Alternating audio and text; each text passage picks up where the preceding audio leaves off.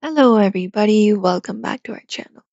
In today's video, we are going to learn how to block quick settings on our Samsung lock screen. So if you're also wondering how to do so, you may just go ahead and follow up these step-by-step instructions. For that, on your Samsung device, you can head over and open up your settings app.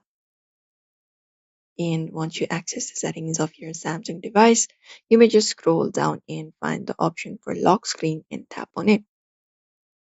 Once you tap on lock screen, you just need to go ahead and look out for the option of secure lock settings. So navigate through the options and tap on it. And once you find it up, you can just go ahead and confirm up your current PIN or your security.